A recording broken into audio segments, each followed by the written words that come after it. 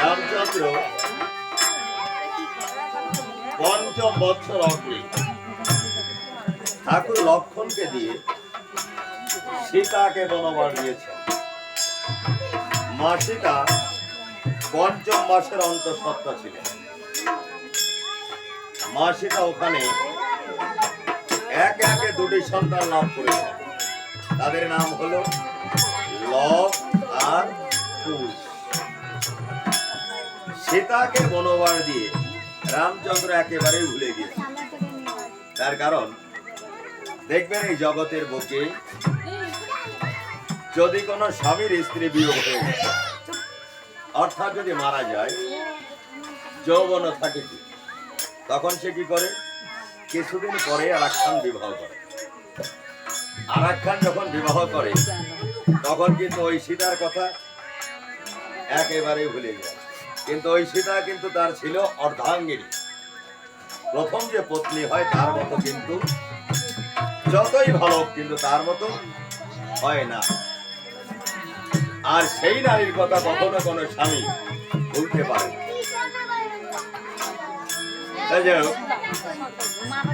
রামচন্দ্র ওই সীতাকে পঞ্চম বৎসর অগ্রে বনবাস দিয়ে উনি একেবারেই ভুলে মনের আনন্দে এইরূপভাবে সভা করে বসলেন। যখন সভা করে বসে আছেন রামচন্দ্রের কুলগুরু বশিষ্ঠ মুনি এই সভায় এসে উপনীত হয়েছেন। গুরুদেব এসেছেন, তাহলে আপনি আপনার আসন গ্রহণ করুন। দেখো রামচন্দ্র, আমি তোমার এখানে বসবার জন্য আসি না। আমার এখানে বসবার জন্য আসেননি? না। তাহলে কিসের জন্য এসেছেন? আমি এসেছি তুমি লক্ষ্মণ সীতা সহ বনে গিয়ে যে কাজবাদি করেছো তার কিঞ্চিত শ্রবণ করতে এসেছি। ও গুরুদেব, আবার তুললাম সেই কাহিনী। সেই কাহিনী আমার সীতাকে বনবাস দিয়ে আমি তো একেবারে ভুলে গেছি। তবে গুরুদেব, তাহার কিঞ্চিত আমি বলছি, আপনি শ্রবণ করুন। হ্যাঁ বলো। আমি লক্ষণ সীতা সহ গিয়েছিলাম পঞ্চবটির বন। সেখানে সুখে দুঃখে জীবন কেটেছিলাম আমরা তিনি। একদিন রাবণের বোন শূর্পণখা এসেছিল পুষ্প চয়ন করতে। পুষ্প চয়ন করতে এসে আমাদের দুটি ভাইকে দেখে পাগল হয়ে যায়, অর্থাৎ পতিত্ব বরণ করতে চায়। আর যখন পতিত্ব বরণ করতে চায় তখন সীতা দেবীর সম্মুখে গিয়ে বাধা হয়ে যায়। যখন বাধা হয়ে যায় শূর্পণখা সীতা দেবীকে গ্রাস করতে যায়। আর যখন গ্রাস করতে যায় ঠাকুর লক্ষণ সহ্য না করতে পেরে সপ্তবেদী বাণ দ্বারা শূর্পণখা নাসাকাণ্ড কেটে একেবারে সমান করে দেয়। কাটা অঙ্গ নিয়ে শূর্পণখা রাবণের রাজার নিকটে গিয়ে কাটা অঙ্গ দেখে রাবণের রাজার অঙ্গ জ্বলে যায়। তখন মারীচের রূপ ধারণ করে আমার সীতাকে লয়ে যায় হরণ করে। তারপর আমি আমার পাত্র মিত্রগণ সবাইকে একত্রিত করে অলঙ্ঘনে সাগর বন্ধন করে রাবণ এবং কুম্ভকর্ণকে নিধন করে আমার সীতাকে উদ্ধার করে নিয়ে এসেছিলাম গুরুদেব এই অযোধ্যা ভবনে। তাহলে তো তুমি কি অন্যায় কার্য করিয়াছো? অন্যায় কার্য করিয়াছো? হ্যাঁ। কেমন করে? তুমি বলতে পারো রাবণ কুম্ভকর্ণ তারা কোন করে ধরো? কেন গুরুদেব, রাবণ কুম্ভকর্ণ তাহারা রাক্ষস ছিল ধরো, ব্রহ্মকুল ধরো। হ্যাঁ। কেমন করে? বিশ্ব সভামণির পুত্র প্রহ্লাদের নাতি রাবণকে মেরে দেওয়াই হয়েছে পাতকিনী। তুমি ব্রহ্মতার পাপে লিপ্ত হয়েছো। ও গুরুদেব, এই জগতের বুকে ব্রহ্ম হত্যা হলো মহাপাপ। তাই গুরুদেব, এই ব্রহ্ম হত্যার পাপ থেকে মুক্তি পাওয়ার জন্য যদি কোনো বিধির বিধান থাকে দয়া করে গুরুদেব আপনি আমায় একবার বলুন। দেখো রাম, তুমি হলে বিধির বিধি, তোমায় আমি দেবো কোন বিধি বলে লোকনিধি। আমার মতে তিনটি বিধান আছে। তিনটি বিধান? হ্যাঁ। তাহলে গুরুদেব আপনি এক এক করে বলুন। প্রথম বিধান, রাজমুণ্ডে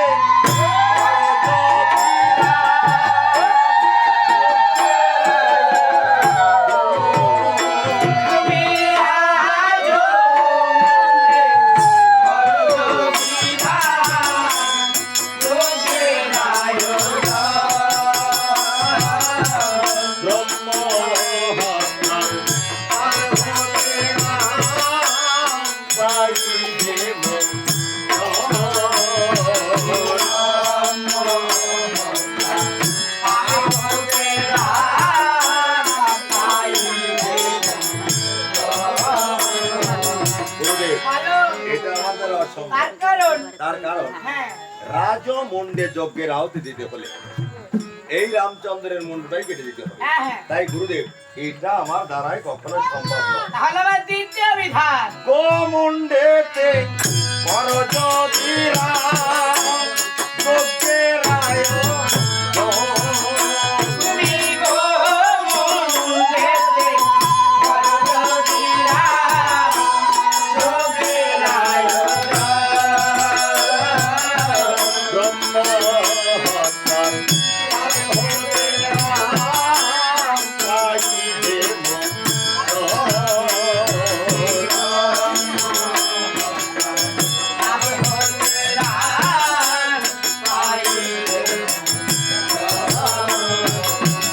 বলো এটা আমার দ্বারা অসম্ভব। তার কারণ এই জগতের বুকে গোহত্যা হলো মহাপাপ। ওর থেকে আপনার একটা কাজ করুন, এই গোহত্যার সঙ্গে দুইটা স্ত্রী হত্যা যোগ করুন, যাহাতে ত্রিতাপ জ্বালায় পুড়ে এই রামচন্দ্র অনায়াসে নরকে গমন করতে পারে। দেখো রামচন্দ্র, তোমার এই পাপটি করতেও বাকি নেই। এই পাপটি করতে আমার বাকি নেই। না। কেমন করে? তুমি আমার মা জানকীকে ৫ম মাসের গর্ভবতী অবস্থায় ওই বনে পুনর্বাসন করেছিলে, এর জন্য তোমার এই পাপটি করতেও বাকি নেই। এটা আমার শেষ বিধান। অশ্বমুন্ডে বরজলিয়া যজ্ঞের আয়োজন, তুমি আসো মুন্ডে বরজলিয়া যজ্ঞের আয়োজন, ব্রহ্ম হত্যা রাম পাইবে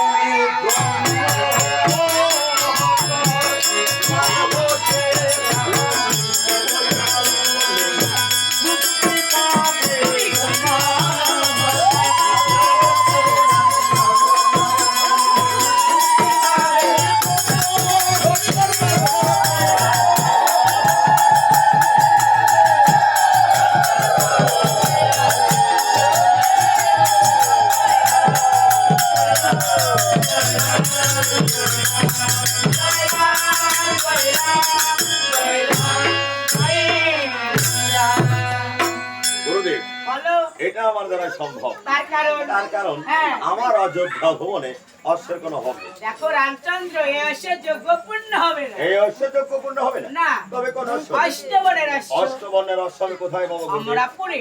অমরাপুরে। ঠাকুর লক্ষ্মণকে যে আনার করো আর বিশ্বকর্মাকে আদেশ করে একটি যজ্ঞশালা নির্মাণ করো, আর একটি কাজ করতে হবে। কি কাজ গুরুদেব? একটি সন্ন্যাসীতা নির্মাণ করে তোমার বামটাকে প্রতিষ্ঠিতা করে যজ্ঞের ভর্তি হতে হবে। আর যে ব্যবস্থা আমি বিরেছি বলে দেবো। তাই আজ রামচন্দ্র ঠাকুর লক্ষণকে দিয়ে অমরাপুর থেকে অষ্টবর্ণের অশ্বানায়ন করেছেন এবং বিশ্বকর্মাকে আদেশ করে এইরূপ ভাবে একটি যজ্ঞশালা নির্মাণ করেছেন। সাথে সাথে একটি স্বর্ণ সীতা প্রতিষ্ঠিত করে রামচন্দ্রের বাম ভাগে স্থান দিয়ে বসে আছেন।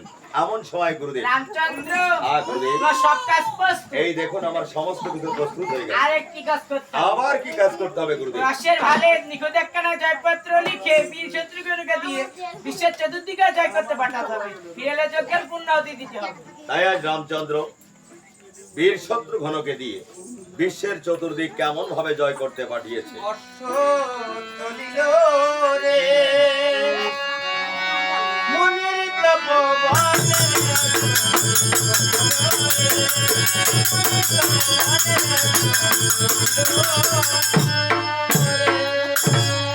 প্রথমে সে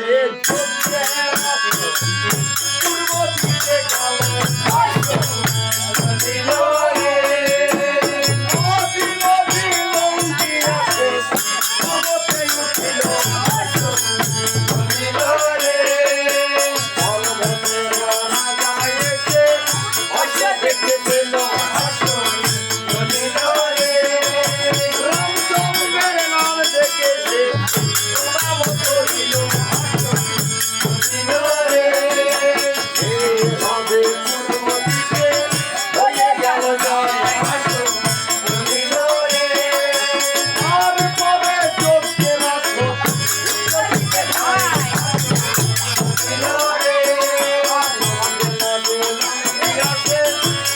বলে উঠল বলিল রে পর্বতের আগে ডাক রয়েছে অশোকে বাঁধিল বলিল রে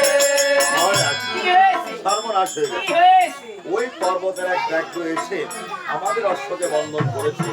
এখন কি তুমি গানে গান অপেক্ষা করো, আমি ব্যাগটাকে উচিত শিক্ষা দিয়ে মা যুদ্ধ ভুবনে পাঠিয়ে দিচ্ছি। আর সত্য ভালো জানে নানা জানে সত্য বলিল রে যারা পারে মন্দিরে বলিল রে যারা পারে মন্দিরে অবস্থায় কাটায় বলিল রে রংচরণে গিয়ে দেখো আর এইভাবে উদ্যোগে হয়ে গেল জয় বলিল রে আমার পরে চোখে রাখো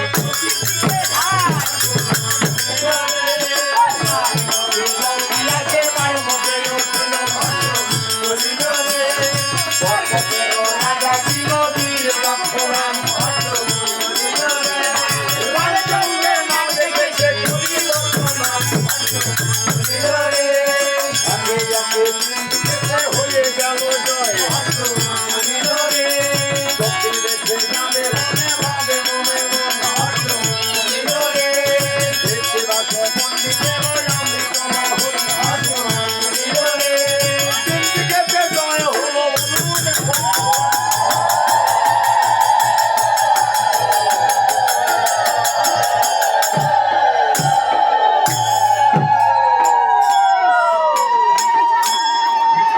একে একে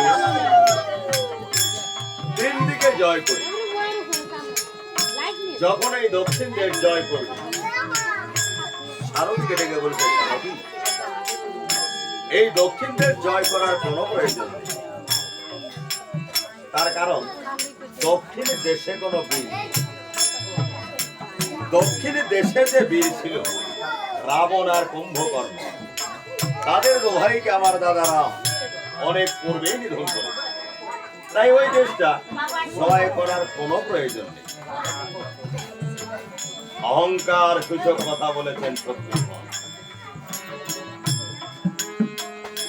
এই জন্য কোন দেশকে কখনো ছোট মনে করতে নেই, কোন গ্রামকেও ছোট মনে করতে নেই।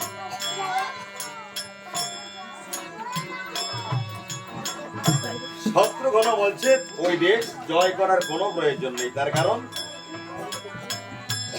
ওই দেশে কোনো বীর নেই। এই জগতের বুকে আমরা যে যত অহংকার করব তার ততই পতন হবে।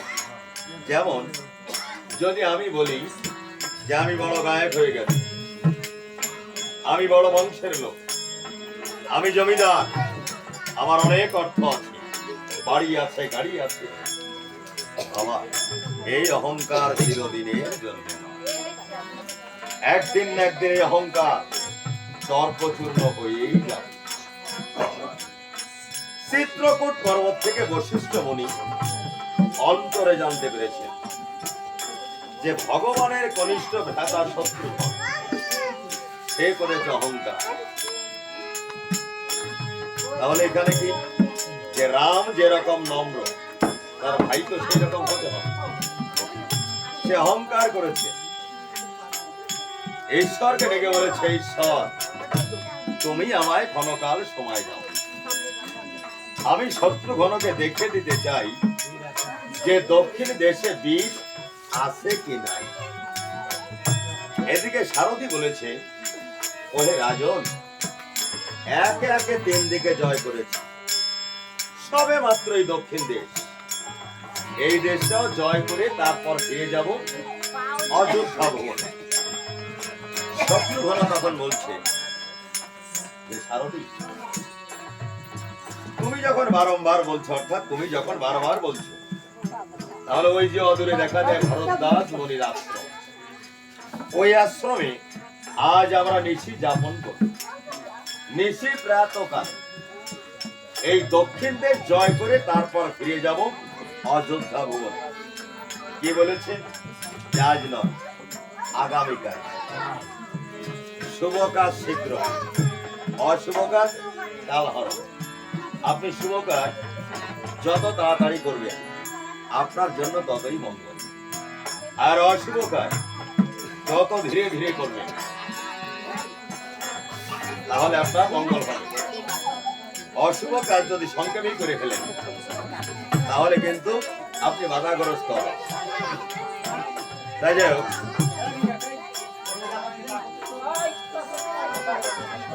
এদিকে মা সীতা একাকী কুচি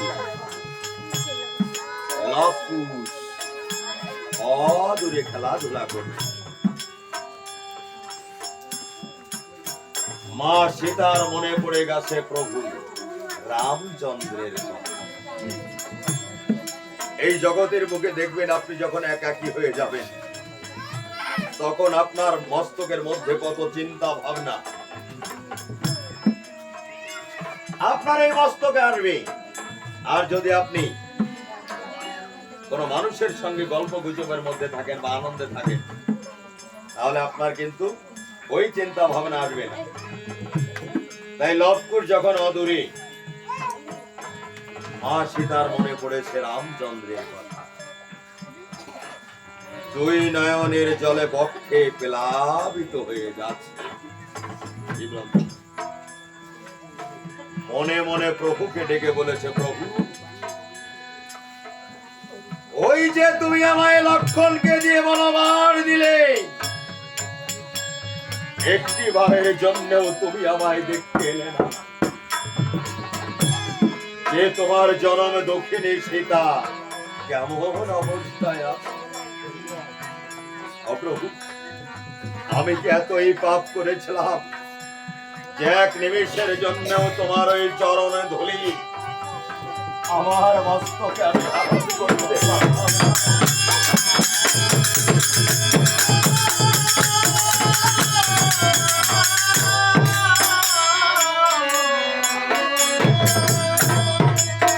আর মনে মনে লক্ষণকে ডেকে বলেছে, রে লক্ষণ এই জগতের বুকে সবাই আমাকে ভুলে থাকতে পারে, ও ভাই লক্ষণ ওই যে তুমি আমায় বনবাস দিয়ে চলে গেলে, তুমিও একদিনের জন্য আমায় দেখতে এলে না। তোমার জনম দক্ষিণে মা সীতা কেমন অবস্থায় আছে। এমনও কথা বলছে, নয়নের জলে ভেসে যাচ্ছে। এমন সময় মণি ঠাকুর এসে সীতা নামের ধ্বনি করে বলেছে, ও মা সীতা, মারে তুই কি কুটিরে আছিস? ও মা একবার বাহিরে এসে দেখ মা, আমি যে এক বড় ভিখারি দাঁড়িয়ে আছি।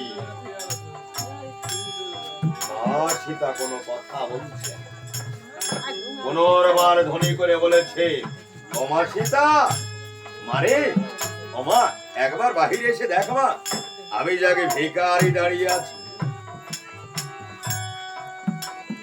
মা সীতার স্থির থাকতে পারছে না। নয়নের জলে ভাসতে ভাসতে কুটির হতে যখন বাহিরে এসেছে দেখতে পায় মণি ঠাকুর তার সম্মুখে দণ্ডায়মান রয়েছে। মণি ঠাকুরের চরণে প্রণাম করে বলেছে, পিতা এই জনম দক্ষিণী সীতার নাম ধরে তুমি আর কোনদিন ডেকো না। এই বিশ্ব সংসারে সমস্ত জননীর কাছে বলে যাই, কারো কন্যার নাম যেন কেহ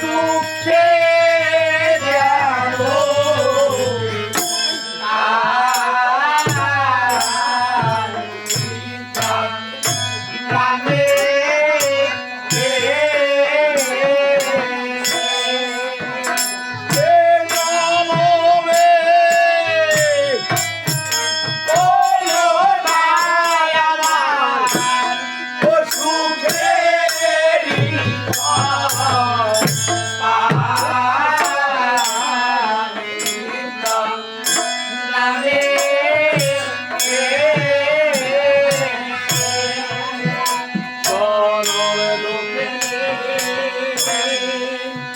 সীতায় আমি আমার দুঃখে গেল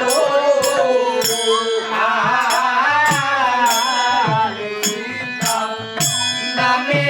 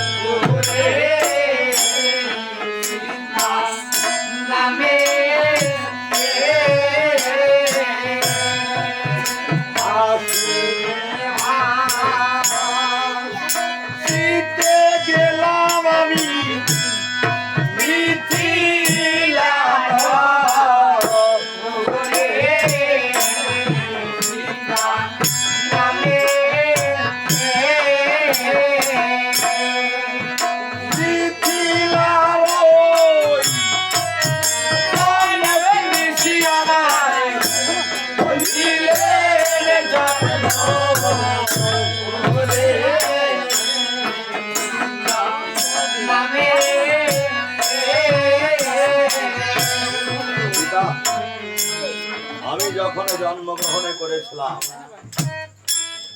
আমার জননী মা আমাকে জারজ বলে ভাসিয়ে দিয়েছিল ভাসিতে ভাসিতে গিয়েছিলাম আমি মিথিলা নগর। মিথিলা নগরের জনক ঋষি, তার কোনদিন সন্তান সন্ততি হতো না। শুধু ভগবানকে ডেকে বলতো, হে ভগবান আমায় একটা সন্তান দাও। একটা সন্তানের মুখে পিতা ডাক শুনে এহ জগতের মায়া ত্যাগ করে পর জগতে যেতে চায়। যেদিন ডাকতে ডাকতে ডাকার মতো ডেকেছিল, ভগবান দৈববাণী হয়ে বলেছিল, জনক ঋষি তুমি সন্তান লাভ করতে পারবে, তবে তুমি যদি নিজে হাল চাষ করতে পারো। সন্তান পাবার আশে সেদিনই করেছিল হাল চাষ। হাল চাষ করতে করতে অবশেষে পেয়েছিল আমায় লাঙলেরই ভাবে। সযত্ন করে নিয়ে এসেছিল তাহার কুটিরে। গৌতম মুনি এসেছিল আমার কুষ্টি লিপিবদ্ধ করতে। গৌতম মুনি এসেছিল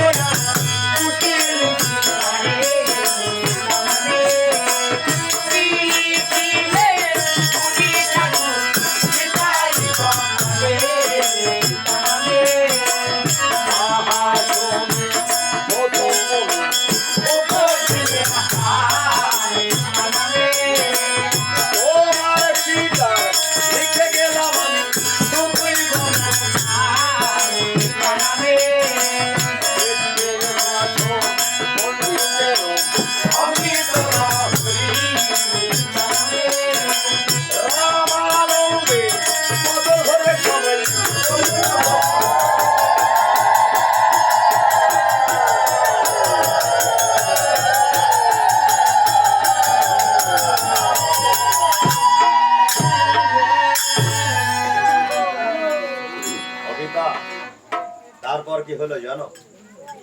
আমার বয়স যেদিন একে একে 14 বছর অতিক্রম হতে চলে, স্বর্গের দেবতাগণ একত্রিত হয়ে এসে আমার পিতাকে ডেকে বলল, জনক ঋষি তোমাকে স্বয়ংবর সভার আয়োজন করতে হবে।